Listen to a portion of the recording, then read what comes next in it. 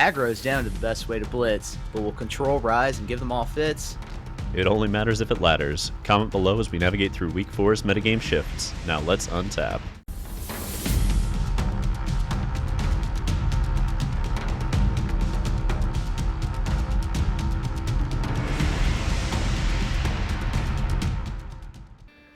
So Max, let's start by noting what's missing. Mono Red, White Weenie, and all the Cauldron decks have fallen off their proverbial cliffs and no longer even have Tier 2 status. So what happened here?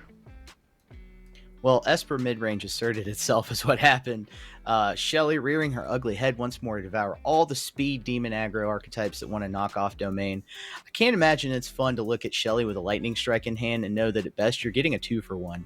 Nor would it be pleasant to slog through all the life gain from Virtue of Persistence and Parasitic Grasps that have begun to really pop up in those sideboards. And as for Cauldron, well, I'll let you explain. So I think the answer here, honest to God, is Carpal Tunnel. It's too easy to time out with this deck while you're trying to go infinite, and until Wizards of the Coast introduces a looping mechanism that automates all that clicking, you will see this deck continue to underperform, even if it has potential in paper, and we're not really 100% certain on that either. Meanwhile, you'll notice that Bant Control, Esper Legends, these have also fallen by the wayside as Esper Midrange and Domain have risen in popularity. Yeah, the best way to think of it is that Esper Midrange has really supplanted Esper Legends as the one true Esper deck. And to be fair, the midrange build has far more card advantage built in, the best cards up and down the curve in those colors, and a game plan that isn't completely linear, really allowing for flexibility in sideboard slots as well as gameplay decisions. Meanwhile, Domain is proving to be the best Beanstalk deck so far, although Bant Control suffers the usual control woes of trying to contain too many strategies, whereas Domain just gets to lob bombs at the opponent and dare them to answer every single one. Ooh, and last but not least, we have 4 spicy new brews to show you, and 1 nostalgic movie reference for all you millennials out there. Now, let's get to the Tier 1 breakdowns. Surprising no one, Esper Midrange smashed through the pizza box this past weekend, taking home the trophy. More importantly, several shifts are seen in this build that show how it's adapting to the established post-Worlds meta. Fairy Mastermind, as we can see right here, is present in the main as a 3-of to help keep these Beanstalk decks in check, as we see an uptick in Urtai as well over Shelly. And that really shows us that Domain isn't just an afterthought, it's the primary opponent we're concerned with. In the sideboard, you're going to note that there are these 3 counters and another Urtai as well, which furthers that thought process. And there's a shift over this triple Parasitic Grasp, which denotes a need to race kind of efficiently against Soldiers and Mono Red. Now, the only 2 cards in the sideboard that I disagree with on a personal level are these 2 Farewells here at the bottom. But a W is a W. So clearly, the pilot of this knew how to integrate those into this build, knew how to sideboard with them effectively, and at a certain point, you just got to figure out what they were thinking and try to match it. Now, Darth Rictus, with the rise in Bant Control and Domain, do you predict this deck remaining shifted this way towards aggro archetypes, or will you see a pivot to more duress, negate sort of cards as responses to those decks, or would doing that cede way too much ground to aggro?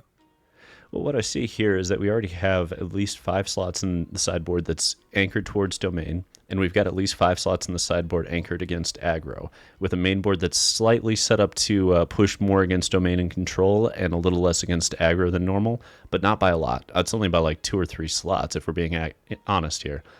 That said, I think this is where we're going to see it positioned for a while. I don't see an aggro archetype that is just dominating, that's just, taking over and putting it in its place. And until we see a rise of an aggro archetype that's really done that, I think we're going to see Esper Midrange tilted towards midrange mirrors and ramp and control, which is what this build was more than anything else. Okay. Well, thank you for explaining that. That makes sense. Now talk to us about Azorius Soldiers. So Simon Arboleda stormed the Swiss of the pizza box this past weekend, going undefeated all the way up until their loss in the finals to Esper Midrange. So that was a 9-1 run. Make no mistake, this deck is powerful as hell and just as difficult to sequence. Now, this build has a few noticeable differences from Simon Nielsen's Worlds list. The 2 Regal Bunnicorns were cut to make room for additional copies of Werefox Bodyguard here, and the second Yodian Frontliner lost its spot to the 5th counterspell in the main in the form of Protect the Negotiators. These again are subtle hedges for the shifted combat domain and Esper Legends respectively. And that makes sense because Esper Legends doesn't have a lot of removal. They don't have a lot of ways to interact with your creatures. So just like Brutal Cathar was effective against them in humans, Were Fox Bodyguard serves that role here. Similarly, we just need all 4 of these Protect the Negotiators to go with all 4 copies of Make Disappear when we're going up against these domain decks. Like, we have to be able to just counter bomb after bomb after bomb if we're going to make it.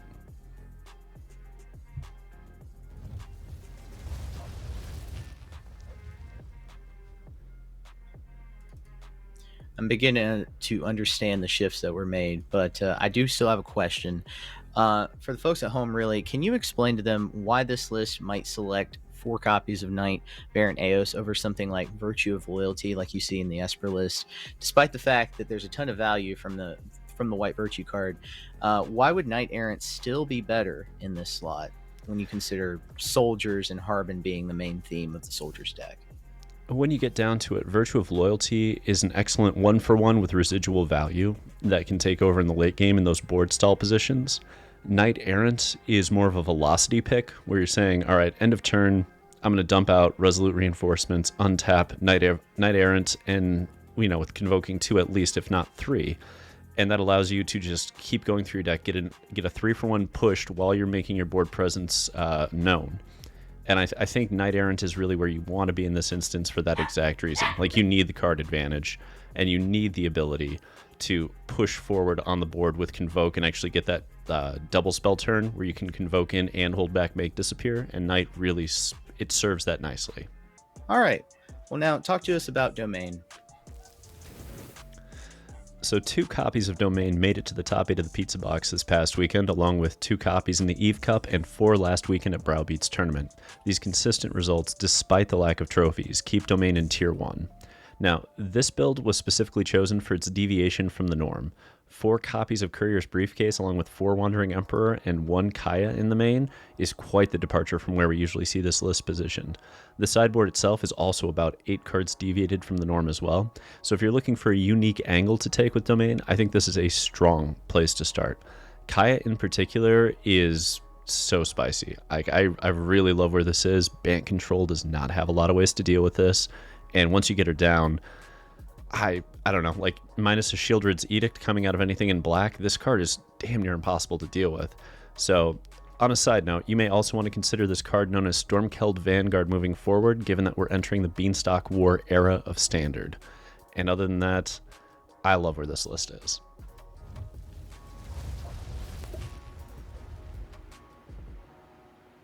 It's certainly evolved from where it was in the past couple months. Now, I do have a question for you. I noticed that, Sunfall, Kaya, Leyline Binding, these are all cards that take advantage of Up the Beanstalk, and one of the reasons why it's in the deck. Wandering Emperor does not, though, and it's 4 of in the 4-drop slot. Can you explain to the folks at home why someone might still put 4 copies of Wandering Emperor in the deck? I think this build in particular was looking to get a little bit lower to the ground and have that 2-for-1 off Wandering Emperor. And when we get down to it, Beanstalk, what you're trying to do with Beanstalk is just generate a card advantage engine, right? Like, it cantrips itself, and then it's going to draw cards off of all your upper curve answers. So it's getting 2-for-1s on all of your threats up the curve. Wandering Emperor is already set up to do that. Most of the time somebody swings in, you exile it, you untap, you either bump a creature or you minus and get a soldier. But either way, you're getting that 2-for-1 value. And if you exile something and then they use a piece of removal on it, even better. So that's my point. Like, even if it doesn't work the same way Beanstalk does, it's a virtual 2-for-1 regardless. So it's kind of the same effect. Okay, yeah, so that justifies it because, you're getting your value out of her anyway. Okay, well, talk to us about the final deck that we have in the Tier 1 list, Golgari Aggro. So I love where Guildpact took this deck in the pizza box, recognizing that the velocity of this format needs to be a little bit faster given that we don't play counterspells in Golgari and Domain exists. They adjusted away from the turtle builds. They went over to this Arcfiend of the Dross iteration, which I haven't seen this in a minute. This is super spicy to me. And while I doubt they meant to register this 61 card deck, I am certain the style will catch on quickly, as this archetype has to race domain efficiently. Like, the turtle builds just don't on the same level that this does. Now, I've got a few alterations I'd like to make personally, including, cutting that 61st card, but mostly the shifts I want to make would involve more enchantment removal, as domain leans a little too hard on those ley lines, and you'd be surprised how often you can get back a Shelly if you plan ahead. I think, honest to God, I want like somewhere between 6 and 11 pieces of enchantment removal in these lists, and what we're seeing in the main here is just the 2 Glissa, which is unlikely to get the job done. But Outland Liberator exists, Terra Sunder exists, Big Nissa exists, more copies of Glissa exists. There are a lot of ways to interact with that. Yeah, Outland Liberator in particular is one that people don't often think of, but I mean, that's a good creature in its own right. So Terra Sunder, obvious addition, as you've just pointed out, Nissa as well. What would you begin to pick apart about the deck and remove to make room for those cards? Is the one Ashiok copy a good place to start, or do you think that card actually belongs in this shell? I think Ashiok is cute rather than good. I would rather play the Big Nissa, because at 5 mana, I think you're getting much more of a bargain by being able to just constantly generate threads by ticking up or tick down and start killing off enchantments like Up the Beanstalk, Leyline Binding, Ossification. These are all cards that are problems that need to be dealt with. I also don't know that I love that second Iron Crag, and I'm not a huge fan of 3 Virtue of Persistence. Like, Virtue of Persistence, if you're expecting a ton of mono red and soldiers maybe, I could see it, but if you're expecting Golgari Mirrors, you're expecting Domain, you're expecting Bant Control, that card's not great. Really almost dead against Domain, in fact, which is a rough place to be when you just have 3 cutdowns that are dead and 3 Virtues that are dead. All of a sudden you're in for a world of hurt where you just have a ton of dead draws and they can ramp right past you. Yeah, for sure. Wow. Thank you for wrapping that up with Golgari Control. You did briefly mention Bant Control, which is down in Tier 2. So let's go ahead and jump down to Tier 2. All right. Bant Control, also known as Beanstalk Control, has quietly racked up a few top 8s this past weekend, including the Pizza Box. But it hasn't come close to a title, so we've had to push it into Tier 2, unfortunately. There are within this list 15 cards that draw after Up the Beanstalk hits the field, including cards with mana value X in them that you can overpay and pay at least 5 if you wish. This deck is really the picture of Value Town. With Chromhost Seed Shark in the sideboard as a backup plan, it may be quite tough for aggro lists to break through against Bant Control. And I personally myself, this one card I want to emphasize, Hornlock Whale. Darth could tell you, I personally was not a believer in this card. I even called it a meme card. But now I see the light. I really do. This card has great value. It takes an attacker off the field right away, in the middle of the attack, and provides a possible win con late in the game once you've worn your opponent's resources down and you're both top decking. So that 6/6 whale is nothing to laugh at. All about that horny whale. Now, when I look at the mana base that we have here, do we need to shift closer to those old Orzhov midrange lists to facilitate laydown arms, or do we need to accept laydown arms as like it only hits 1, 2, maybe 3 drops? Do we need to just get rid of laydown arms, Yeah, this is something I've jumped back and forth on with other decks. But at the moment, for right now, I do feel like Laydown Arms still has some value for exiling specific targets that you want exiled. For example, you're going to see a lot of Squeeze and Mono Red. Denick is one thing you want exiled. Feldon, which has an ability that kind of depends on somebody doing damage to it. So there's so many of these scenarios still within the meta and still on ladder. There's too many to mention, in fact, but they can become sort of a prevalent scenario. And so I think Laydown Arms still has some value right now. Fair. And if you're the Greg Orange Citrus Assassin and you're somehow watching this, I would love to know how you'd like to update this list, especially the mana base, because I have this feeling that after losing that semifinal matchup because you couldn't hit a 4th Plains to kill Shelly with Laydown Arms, you might have an opinion on where the mana base needs to shift. That said, my only other question for you here, Max, is we know Cavern of Souls is coming to Standard. It's going to enable uncounterable Atraxos, uncounterable Archangel Wraths.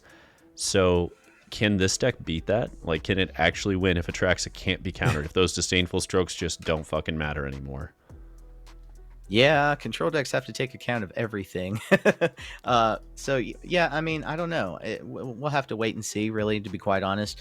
The only card I can think of that might, give an advantage against those decks, and it's not in Bant, is Dreams of Steel and Oil, like ripping the cards out of hand. Bant doesn't have that ability, so I don't know. I really don't know how the deck is going to respond, to be quite honest. Fair. Well, let's move over to a deck that doesn't have to worry about how it responds, it just gets going.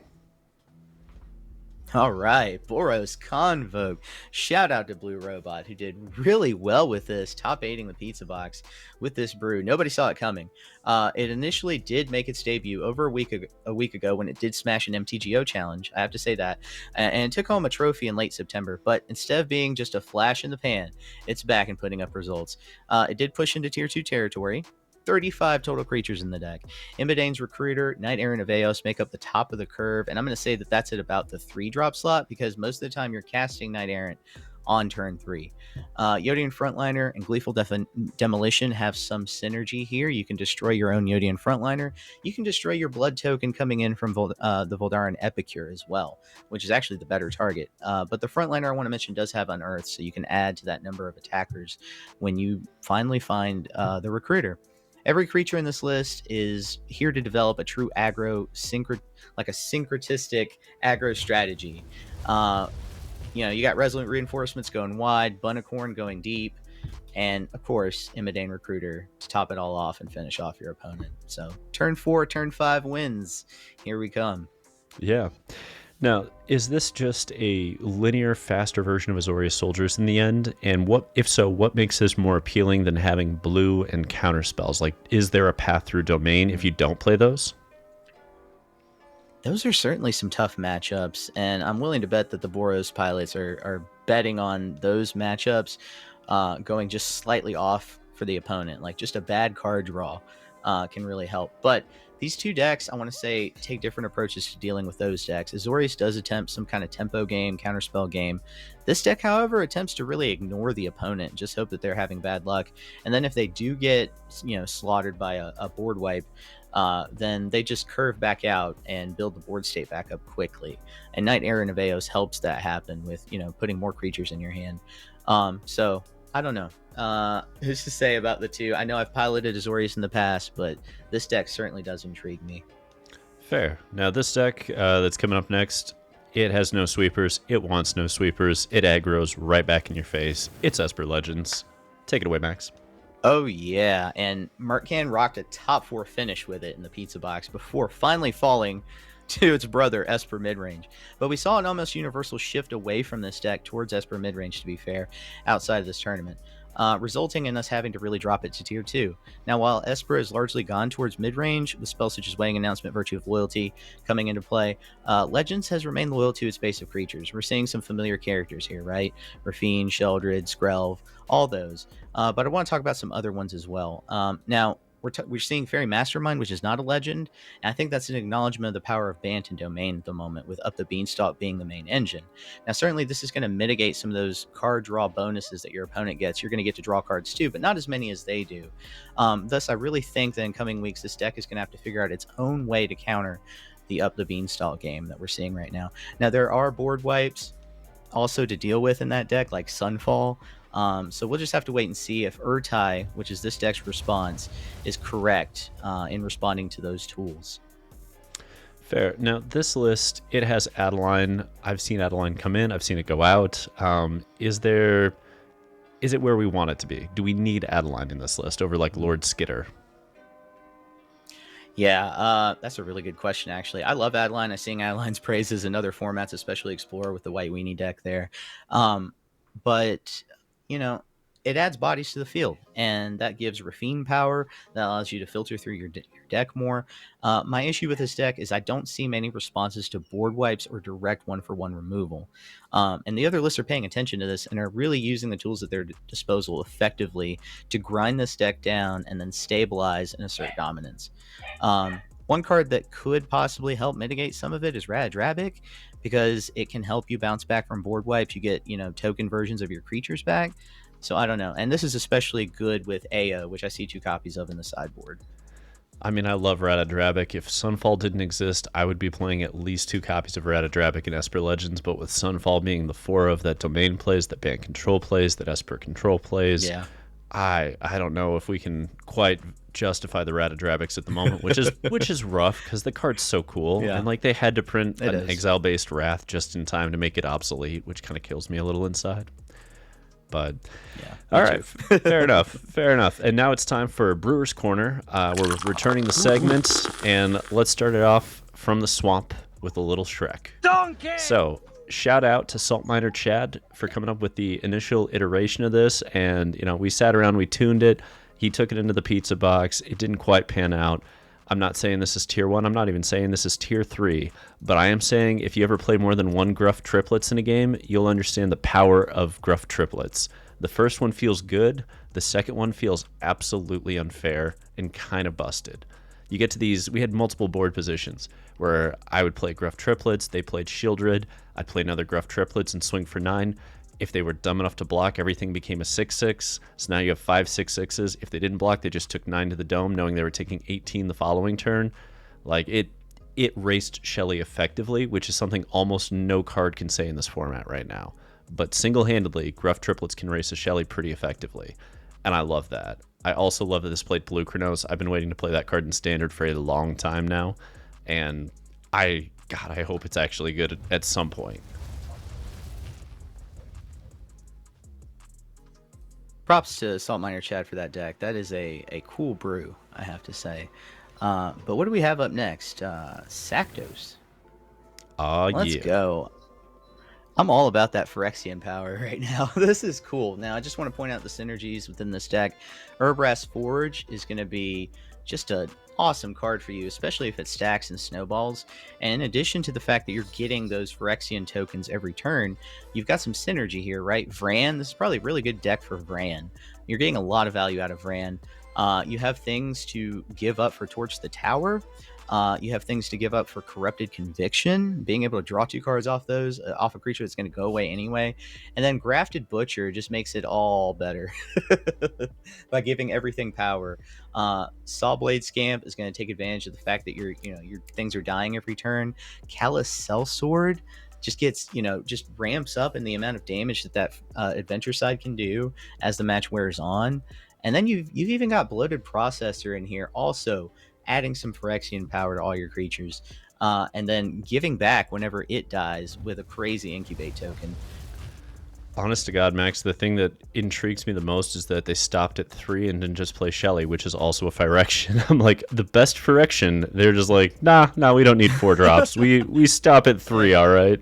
And in a way, it's like, pure of heart. Look at you try to go. But at the same time, God, that seems rough to not play the best Phyrexian when you're in the colors. That said, it was based off Cacophony Scamp being able to be flung for a turn 3 win, which that deck can technically achieve with Monstrous Rages. So, it's one of those things where if you go like turn 3, double Monstrous Rage on Cacophony Scamp, attack, hit, don't use the trigger on a Scamp, and then fling it, that's going to be 21 points. So, oh my God, that's wild. And credit to Andrea Gambacorta for that deck as well. Yeah, it's wild. All right, let's flip over Golgari Mill. OKI Scoop, you get credit on this one. We got to watch this in the pizza box. It was an interesting list. It's really, really rough if they have Graveyard Hate, but if they don't have Graveyard Hate, this deck can just play giant, big, fat Goyfs. One after another, after another, like it has 10 fucking Goyfs in the deck. It's going to keep playing them. It can get them all back with Tivar. If you miss Tarmogoyf, if you yearn for the old days of Tarmogoyf beatdown, this is about as close as we can get in Standard right now. And it won quite a few games. I think it ended up at 5-2. So it did just fine. And I love that the sideboard here, you just see these 4 Hermits like, all right, we get these back with Tivar. We got to counter things multiple times. That's some spice, being able to play those and then get them back with Tivar later to just keep countering the non-creature spells. I really like how this is trying to position itself. I don't think it's tier 1, but maybe there's a build of this that will get better as more sets get released, so keep an eye on it. Oh yeah, and a chance to play old Stick Fingers. Right? Never get to see that card in a standard deck nowadays. So, yeah, credit where it's due for adding that card to Golgari Mill. But we have one more, Azorius Blink. Now, what I want to say about this archetype is you've got really awesome prototypes that you do want to flip, and you get to flip on the cheap. This deck is going to be basically blinking those back into play as their full-fledged versions. Now, we want to talk about the new tools that have been added. You've got Twining Twins, you've got Werefox Bodyguard, right? But I want to talk about Extraordinary Journey, because Extraordinary Journey allows you not only to do the blink thing, but adds even more value, because when those cards come back in, you get to draw extra cards. And then Touch the Spirit Realm, a bit of tech, of course. It's not just a jail card, but you can also target your own stuff with the channel ability. So people have been paying attention to that. There weren't enough tools for this Blink deck in Standard before, and Wilds of Eldraine has really added some. I was playing in Alchemy because there's more tools there in the Orzhov color set for that. But I prefer playing this. This looks like it's a much more stable, solid version of a Blink deck. And credit to Woheng1215 for building that. That was fascinating. Appreciate you sending it our way. Thank you, Woheng. The Woheng clan ain't nothing to mess with. All right. Anyway, that'll bring us to our final segment. Predictions for the upcoming week. Max, we've talked through 11 archetypes tonight. Are we missing anything going to week 5 of Wilds of Eldraine Standard? Oh boy, you know me. I don't really want to overgeneralize, but I have to say it just feels like a different brand of Magic right now. We've been tracking a huge number of decks from week to week. Maybe not as many as the weeks prior to Wilds of Eldraine, but we're still tracking double-digit numbers of decks. And my prediction for the meta percentages have been off in past weeks. I didn't think that Domain and Bant were going to be as popular as they were, but this week, even with those decks, we're really seeing a lot of aggro.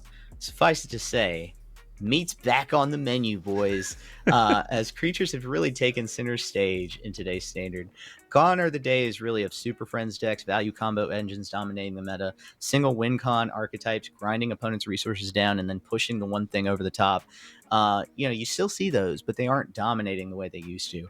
Magic, to me, has become increasingly interesting in light of these shifts, and I look forward to seeing what aggro archetypes really rise to the top next week.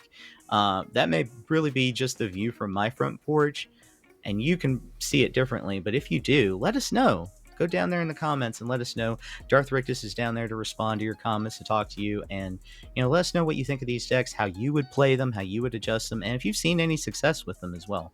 And while you're down there, don't forget to like and subscribe. Now, look, we need you guys to share our channel. Everybody, everybody that plays Magic, we're trying to grow and do more of these videos. Let us know if you like it. Dark, what about you, man? Is there really anything that you're anticipating shifting this weekend? I think the Beanstalk Wars are underway, and the quest to find the best fit for this card will continue. Now, is Domain where we need to be, especially with Cavern of Souls coming in a few months? I'm not entirely sure, but I do know that I have seen a lot of decks pushing Beanstalk. I've seen Golgari play it, I've seen Bant play it, I've seen Domain play it, I've seen Brews playing it. People are aware of how strong this engine is, and they're going to keep trying to break it. So that's probably where I think things are going to go for a little while. People are going to try to break Beanstalk and go as up the curve as they can to do so. I'm intrigued. We'll see where it all ends up. Make sure you tune in next week, and we'll take a look and see what has risen to the top yet again. But until next time, untap, upkeep, resist.